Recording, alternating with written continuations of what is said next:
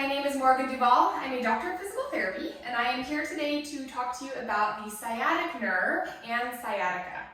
Now, you are probably familiar with sciatica as a painful sensation that can run down the back of your leg.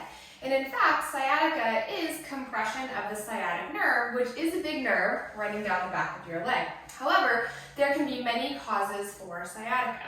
So the first thing that you need to understand about sciatica is that the nerve roots that make up the sciatic nerve actually exit out of the vertebra in your lumbar spine.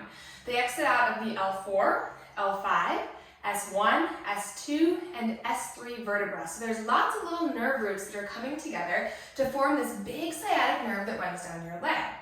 Now, once those nerve roots come together, they actually pass underneath and sometimes through, based on your anatomy, the piriformis muscle, which is a muscle in your glute. It's a deep, deep muscle. So the sciatic nerve can actually be compressed at two different spots. It can be compressed at that piriformis muscle once it's completely formed into that big nerve, but it can also be compressed a little bit higher up at the nerve roots coming out of your lower lumbar vertebra. Okay? And based on where the compression is happening and why the compression is happening, the treatment may be a little bit different. There's three main causes or three main ways that the sciatic nerve can be compressed. First of all, spinal stenosis. That means narrowing of the space in between your vertebrae. The joints get narrower and narrower, especially with arthritic changes, and can sometimes compress the nerve roots at those lower lumbar vertebrae, L4, L5, S1. Usually not down to S3. The compression usually happens at that L4, L5, S1 just because there's more mobility there. Okay? So that's one way that they can be compressed, is when those vertebra spaces are narrowing and crunching the nerves. Another way the nerves can be compressed at the nerve roots is if a disc is ruptured, right? There are discs in between each of your vertebrae, and if one of those discs ruptures or is kind of being pushed backwards a little bit posterior towards where those nerve roots are, that can also compress the nerve roots, which can cause that pain down your leg. The third way that sciatica typically happens is actually compression at the piriformis muscle after the nerve roots have come together to form the nerve and as that nerve is passing through your muscle. So as you can imagine, based on where this compression is happening, the treatment can actually be quite different. If the compression is happening because of spinal stenosis, narrowing of the joint space, you actually want to lengthen your spine. You want spinal traction, sometimes even spinal flexion.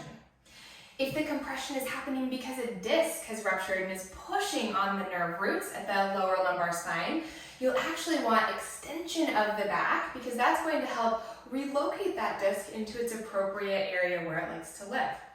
If the compression is happening at the piriformis muscle, that's usually because the hip is tight and that muscle is in spasm.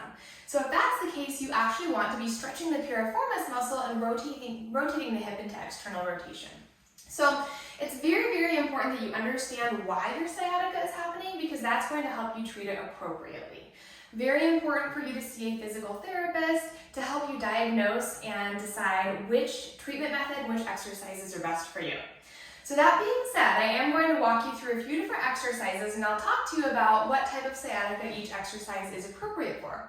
So let's start with spinal stenosis, which is that narrowing of the vertebra and causing compression of the nerves due to that narrowing. Okay, so like I said before, with spinal stenosis, you actually want lengthening of the spine, core engagement, and sometimes even slight spinal flexion to open up those vertebrae. Okay, so I'm going to lie down on my back and show you a few exercises. And some of these exercises are actually good for sciatic compression at the piriformis as well, and we'll talk about that. So we're going to go through three basic exercises. The first exercise is called single knee to chest. You'll pull your knee to your chest, interlace your hands on top of your knee, and then very gently draw that knee a little bit closer towards your rib cage. As you do this, you're effectively opening up the space in between your vertebra and decompressing the nerve root that's being compressed, right, by that narrowing of the joint space. So this should feel really, really good on sciatica that is caused by joint space narrowing. This would probably not feel so good on sciatica that's caused by a disc rupture because as you flex your spine, the disc is actually getting pushed further backwards and further out of place. Does that make sense? So you really do need to make sure you know why your sciatica is happening before you can decide which exercises to do. Okay, so this was exercise number 1. Now exercise number 2 is going to be good for sciatica caused by spinal stenosis, but also good for sciatica caused by piriformis tightness, right? Because what you do is you pull your leg across your body. You should actually feel a stretch right through your glute. This is right where your piriformis is, okay? It goes from your sacrum to your femur bone. So right now we are stretching it, we're pulling it, and this should actually feel quite good if your sciatica is caused by either piriformis compression or also by spinal stenosis, because you're still in that gentle spinal flex position, okay? Third exercise, figure 4 stretch. You'll take your ankle on top of your opposite knee. And by the way, these can be done on either side, okay? Right now I'm using my left leg as though I have symptoms on my left side. If the symptoms were on my right side, I would switch and do the right side. Okay, so my left ankle is on my right knee. And from here, I'm going to interlace my hands behind my right knee. You could even interlace in front if that feels good. And very, very gently pull your knee towards your body. Now you should really be feeling a stretch on that spot, that piriformis here. So as you can imagine, this is a really good exercise for piriformis compression related sciatica.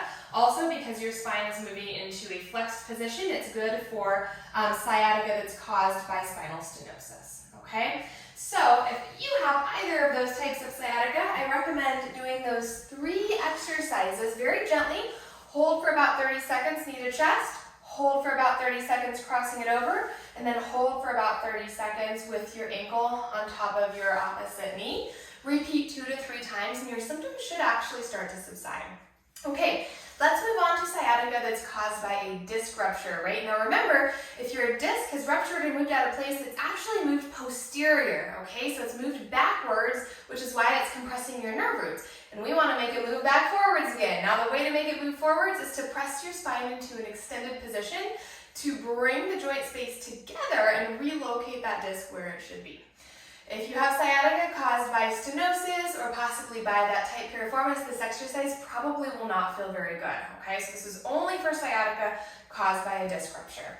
I'm going to roll around and lie on my stomach. Now step 1, if you have pretty severe sciatica caused by a disc rupture, this might be enough for you, right? You'll interlace your hands and place your forehead on top of the back of your hands.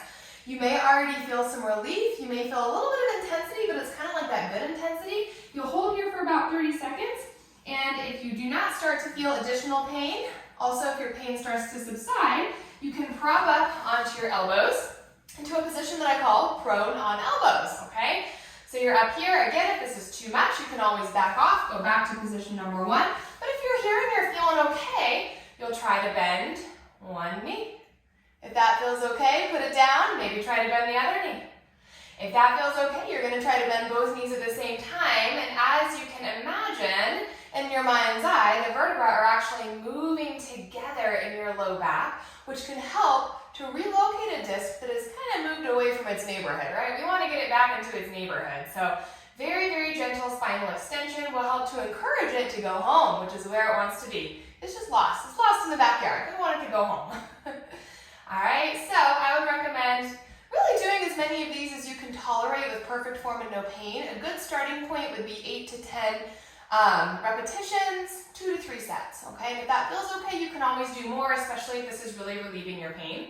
If you get to the point where this has become pretty easy, the next step up is to keep your palms on the ground and straighten your elbows, okay? You can come back to the forearms and press up, and then slowly do about 8 to 10 repetitions. All right, if this is feeling pretty good, the next up level would be to stay up on your palms, and then just like you did on your forearms, bend one knee at a time, okay? Maybe both together if that feels okay. If there is ever any exacerbation of the pain going down your leg, you are not doing yourself a service, right?